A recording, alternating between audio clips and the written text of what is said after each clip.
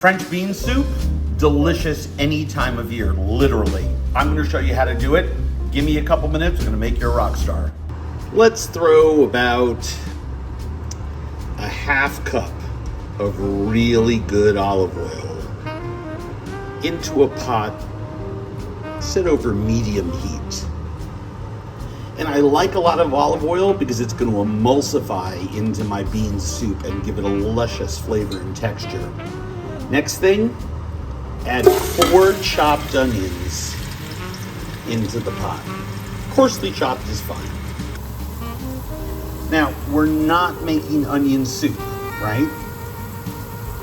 Once we've got that nice, sweet, light brown caramelization happening in there, we can add our other ingredients. So we're just building layers of flavor. Celery, carrot, garlic, bay leaves, herbs de Provence, some chili flake.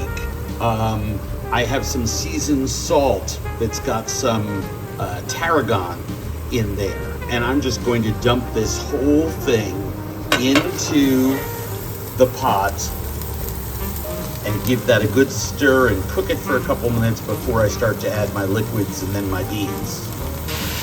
So once that's cooked for a couple minutes, add some wine. About a cup of white wine, just to give it a nice sort of vinous, winey background. You'll notice the difference. Let that come to a simmer, and then we'll move on. These were, I don't know, 2.5 cups or so of white beans that I got in a market in San Sebastian a couple years ago. Brought them back here. I soaked them overnight in water. And the reason that I do that is so that the covering softens, they're easier to digest, and they're faster to cook. And I made sure that these soaked for 24 hours, and then those go into my pot. Some people cook this with water, some people do it with a vegetable stock. I actually like to make this dish with a really rich poultry stock, and the reason is this.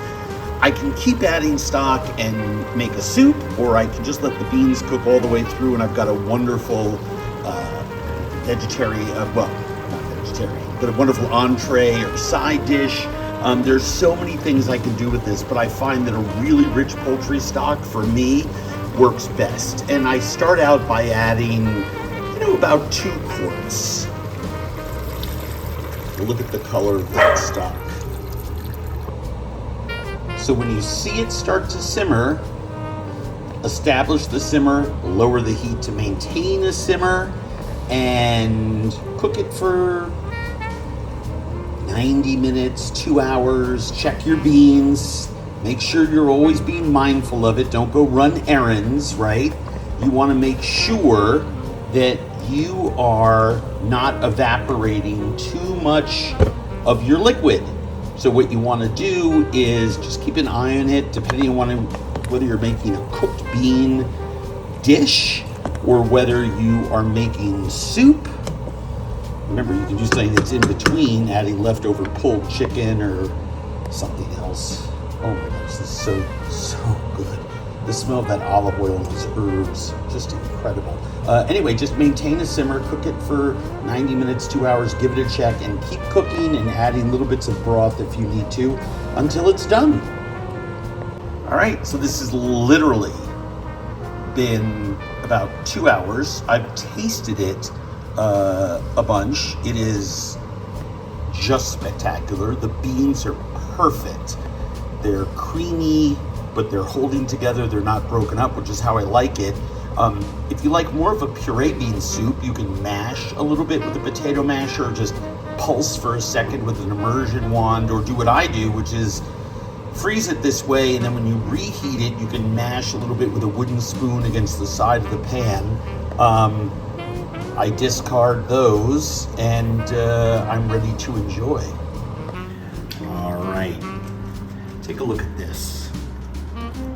That is some beautiful bean soup. And again, if you want, you can mash some of those beans. You can drizzle it with a little fresh olive oil. You can put fresh herbs in. You can toast some bread. But at the end of the day, perfect beans like this with those caramelized onions and all of those herbs de Provence from the garden.